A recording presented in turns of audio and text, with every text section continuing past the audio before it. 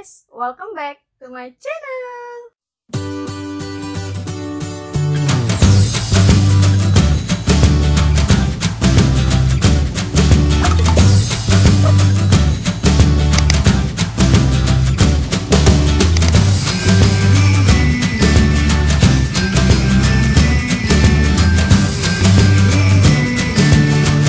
Assalamualaikum warahmatullahi wabarakatuh, sahabat hijrah. Apa kabarnya? Semoga selalu baik dan juga semoga selalu diberikan kesehatan jasmani maupun rohani, dan juga semoga selalu diberikan keistiqomahannya untuk selalu berhijrah di jalan Allah. Oke guys, apakah kalian tahu ada fitnah yang paling ditakuti oleh Rasulullah SAW selain fitnah Dajjal, yaitu adalah fitnah duniawi, yang mana kita selalu berbondong-bondong mencintai duniawi, akan tetapi takut akan kematian. Fitnah ini tuh sok banget sampai-sampai kita tuh tanpa sadar terbawa arus gelombang duniawi yang sangat jauh. Nah, lantas apa saja ciri-ciri apabila kita sudah termasuk yang namanya budak dunia? Tapi sebelum kita lanjut ke pembahasannya, jangan lupa untuk dukung aku dengan cara like, komen, dan subscribe, plus bunyiin lonceng notifikasinya agar kalian tahu ketika aku mengupload video-video terbaru. Dan jangan lupa satu kali lagi untuk share ke semua sosial media kalian yang kalian punya. Langsung saja ke penjelasannya. Tanda yang pertama adalah ibadah cita rasa dunia. Apa sih yang dimaksud ibadah cita rasa dunia? Contohnya tuh kayak gini. Kita tuh semangat banget beribadah kalau misalkan kita lagi butuh banget. Kayak misalkan contohnya kita dulu ketika sekolah ataupun itu pacar yang namanya diputusin, terus mendekatkan diri pada Allah, terus minta ini segala macam ya. Akan tetapi ketika selesai baru deh pacaran lagi, langsung ibadahnya dilupain. Nauzubillahimin zalim. Sebenarnya hal kayak gitu tuh nggak salah, akan tetapi itu menjadi mindset atau salah satu niat yang salah untuk seterusnya. Kalau misalkan nggak ada waktu-waktu tertentu kayak gitu, ya be aja sih. Akan tapi kan itu masalah. Nah, sebenarnya kita itu kalau misalkan beribadah itu harus niat lillahi ta'ala. Kalau misalkan lagi hari-hari biasanya itu kita tuh ibadahnya be aja. Bahkan kalau misalkan untuk meminta kepada Allah itu bisa dikatakan jarang banget yang namanya kita untuk meminta kepada Allah Subhanahu wa Ta'ala. Sebenarnya niat yang kayak gini itu salah. Kita jangan sampai deh kita sholat atau melakukan ibadah itu semata-mata hanya untuk duniawi. Kita itu harus ibadah itu tulus karena Allah Ta'ala. Sebenarnya kita boleh meminta banyak-banyak, akan tetapi setelah kita melaksanakan sholat, lalu deh kita boleh berdoa dan boleh meminta sebanyak-banyaknya.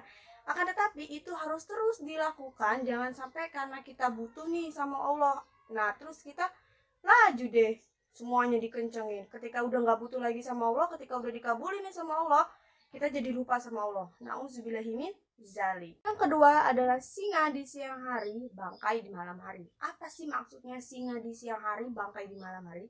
Maksudnya itu pas siang kita tuh semangat banget bekerja, kita semangat beraktivitas kesana kemari, sampai ketika malam tuh karena saking lelahnya kita beraktivitas di siang hari, di pagi hari, sampai malamnya itu kita ketiduran.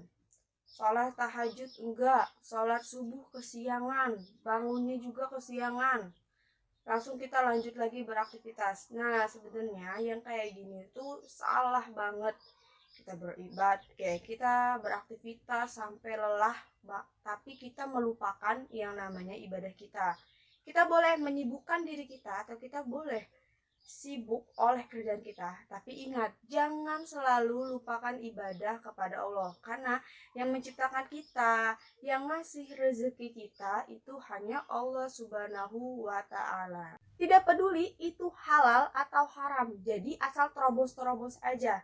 Udah tahu yang namanya sulam alis, sulam bibir itu haram, akan tetapi masih diterobos-terobos saja karena kita masih mementingkan fashion atau mementingkan pandangan orang lain. Kita tidak mementingkan bagaimana sih pakaian yang seharusnya ketika kita menghadap Allah, bagaimana sih sikap kita seharusnya ketika kita meminta kepada Allah, bagaimana sih akhlak kita ketika kita ingin berhadapan dengan Allah. Nah, kita tuh lupa ingin ngasih yang namanya nafkah ke istrinya. Ada dompet yang nganggur, apalagi sama orang, langsung terobos, atau bahasa kasarnya itu langsung dicopet, langsung kita kasihkan ke istrinya. Nah, itu kan haram.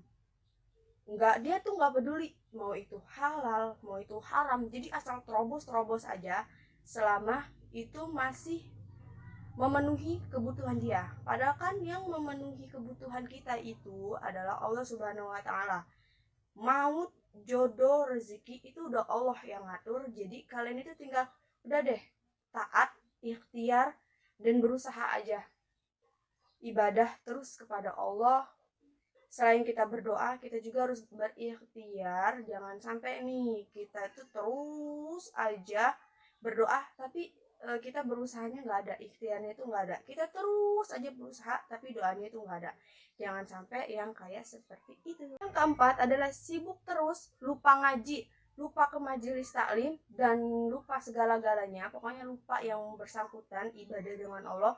Sampai udah berapa juz sih kita hari ini ngaji Quran, kita baca Quran, udah berapa kali sih kita megang Quran, udah berapa kali sih kita ke majelis taklim. Padahal itu semua itu untuk mencagar iman kita ketika kita lemah nih, kita butuh bantuan, kita datang dong atau kita denger dong yang namanya nasihat-nasihat dari guru-guru kita denger dong yang namanya ceramah-ceramah untuk mencagar iman kita, untuk menambah kecintaan ibadah kita hanya kepada Allah Subhanahu wa taala dan bukan karena duniawi. Sholat jadi berantakan karena kerjaan, sosmed, game, atau kepentingan yang lainnya atau dan lain-lainnya. Rela sholatnya bolong-bolong, rela nggak sholat demi yang namanya chattingan sama doi. Iya, rela yang namanya nggak pergi ke majelis taklim, nggak pergi yang namanya ke masjid untuk ngatamin game, untuk memenangkan sebuah game. Terus juga rela banget yang namanya nggak sampai buka Al-Quran karena kita lebih mementingkan pekerjaan kita yang udah nggak kontrol lagi karena saking banyaknya. Nah, sebenarnya itu tuh salah. Kan yang tadi, di setiap kesibukan kita harus yang namanya meluangkan waktu sedikit untuk sholat. Padahal kan sholat itu nggak lama ya, nggak sampai berjam-jam. Mungkin berapa menit, mungkin udah selesai. Mungkin sempatkanlah waktu 5 menit atau 10 menit untuk kita berhadap pada Allah, untuk kita menghadap kepada Allah Subhanahu wa taala. Misalkan kita lagi sibuk kerjaan, terus kita tuh menghidupkan alarm di HP, reminder sholat. Nah, kita tinggalkanlah dulu kesibukan kita sholat 5 menit atau 10 menit, kita berdoa. Lalu ketika kita sudah berdoa, kita sudah sholat, kita sudah beribadah kepada Allah, kita serahkan semuanya kepada Allah, kita berikhtiar lagi dengan bekerja. Boleh yang namanya main game segala macam, tetapi jangan lupa untuk selalu beribadah kepada Allah Subhanahu wa taala. Oke guys, dari poin 1 sampai 5 kesimpulannya adalah kita memang butuh dunia, tapi hanya untuk sarana perjalanan kita atau sarana tabungan kita untuk jalan menuju surga. Kita boleh nih takut mati, tapi hanya untuk muhasabah diri kita agar kita lebih menjadi baik lagi, bukan takut mati karena impian-impian duniawi kita yang belum tercapai. Jangan lupa untuk selalu libatkan Allah di setiap aktivitas kita, karena rezeki, maut, ataupun jodoh itu Allah yang tahu, Allah yang berikan untuk kita. Semoga bermanfaat. Apabila ada yang salah, mohon dimaafkan. Itu hanya datangnya dari saya, dan yang benar hanya datangnya dari Allah Subhanahu wa taala. Kurang dan lebihnya mohon dimaafkan. Wabillahi taufiq wal hidayah. Wassalamualaikum warahmatullahi wabarakatuh.